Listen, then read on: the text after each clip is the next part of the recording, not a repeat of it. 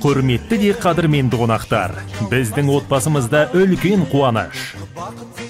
Баламыз Дұғайын мен келініміз Алтынай шаңырақ көтеріп жатыр.